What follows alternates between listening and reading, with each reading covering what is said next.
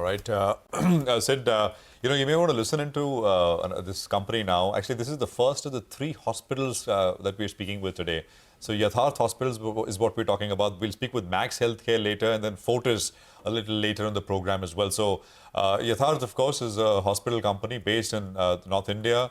And they operate 5 hospitals in total. So they reported numbers for the fourth quarter, highest ever sort of numbers in Q4. We have, Yatharth Tyagi, whole-time director at the company, now joining in to take some questions. Mr. Tyagi, good morning. Good to have you with us here.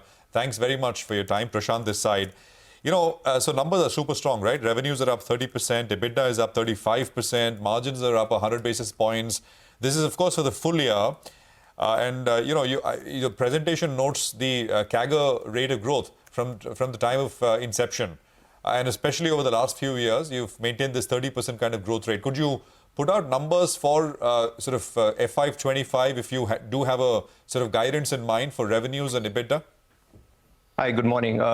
Thanks. Yes, I think being a new listed company was the first full fiscal year performance that we presented yesterday on the results. So the way the growth has been there, both year on year as well as quarter on quarter, it primarily attributes to the increase in the occupancy as well as the change in the case mix. So I think in the years forward as well, we still feel there's a huge growth that is bound to happen in terms of our occupancy. This fiscal year we are close to 55% compared to 45% of last year. So we feel that this 55% can even grow much higher in the coming years, as well as increase in the ARPOB, that is average revenue per occupied bed. This is what we feel. There's a huge scope for growth as well. That is due to the increase in the case mix. So now we are doing much more super specialty treatments, like our oncology share is increasing. We're getting much more international patients, including high-end liver transplant patients. So we feel based on the increase in the case mix, ARPOB should also increase, and the growth should be quite sustainable for the years to ahead.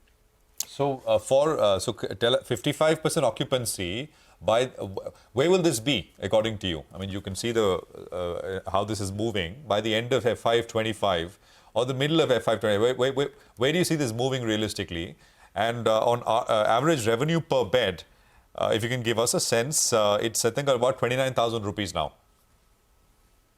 If you look at it, the occupancy, and if you look at it, individual hospital level occupancy, a Noida hospital, which is one of the more mature hospital, is almost running at 90%. As well as a Great Noida hospital, close to somewhere around 65%, and Noida Extension 55%.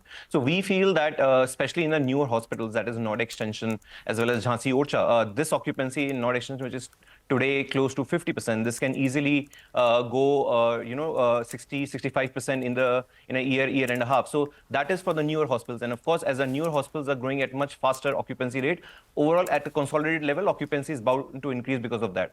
As far as ARPOB is concerned, yes, we are doing roughly around 29,000 overall, but even in a single hospital like Noida Extension, the ARPOB is close to 35,000. We feel that in this specific hospital, the ARPOB, which is 35,000, can touch, levels of 40,000 rupees very soon, purely because of oncology treatment started here. So, last quarter, we started radiation oncology, as well as nuclear medicine. So PET, CT scans and line have been started here. So oncology gives a huge boost to the ARPOB. So Noida Extension, specifically, if I talk about, can easily touch above rupees 40,000 levels in the times ahead.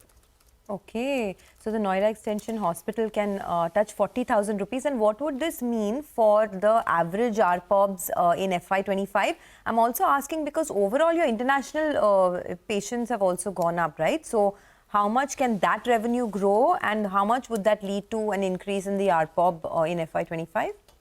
We feel, if we talk about our ARPOB, it is growing quarter on quarter, not just year on year. So the growth in the ARPOB that, you have seen in terms of the delta for last 2 years, I think that growth in terms of percentage, it's very much sustainable at the overall level. So we expect the similar kind of growth that we have been showing for the last few years, even in the ARPOB. No, can you tell us how much is the revenue from your international patients right now, and how much can it grow?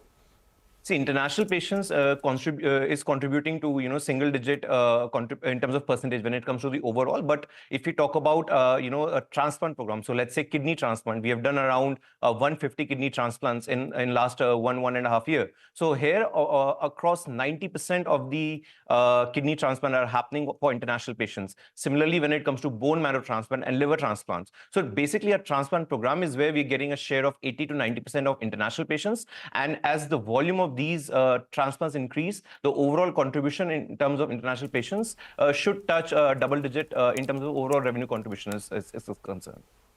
All right, we're here to talk about the financials, but best wishes with your entire team. Bone marrow transplants, kidney transplants, big surgeries, both of them.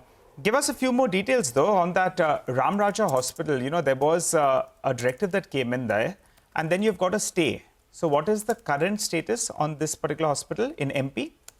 The current state of the hospital is running normally. Okay. Since the stay, we have been in talks with the local courts there, and everything is online. In fact, this hospital has grown significantly. If I talk about latest quarter 4, standalone, the occupancy at this hospital stood at 35%. And overall, in terms of the fiscal, this has grown 2x, 3x in terms of the top line is concerned. So Ram Raja Jhansi Orchha Hospital, I think the case on the stay is that we have received. I think we are pretty confident in the coming months. There should be a final order that would be, the case should be settled. But because we have had a communication with the local court and the officials there that the hospital is okay to run normally, we are expecting even further growth in terms of the overall occupancy in this hospital is concerned. And more super specialty treatments are now happening in this hospital. So the ICU care, that is the critical care beds, are almost full in this hospital. So that means that the patients for critical care treatments are now preferring a Ram Raja hospital, and we are pretty confident the occupancy should go up in the times ahead as well. Yeah, what are the total beds now at capacity essentially, including the newly opened Faridabad one? Yeah, so post the Faridabad acquisition, today we stand at 1,600 beds.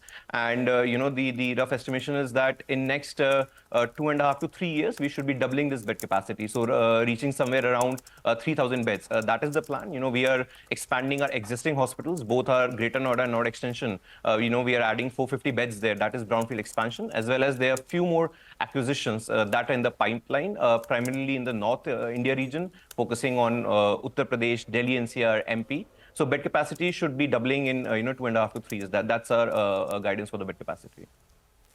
Okay. All right. We will leave it at that. Yatharth, thanks a lot for joining in and speaking to us on CNBC-TV18, and all the best for the new hospitals and the way forward for the business as well.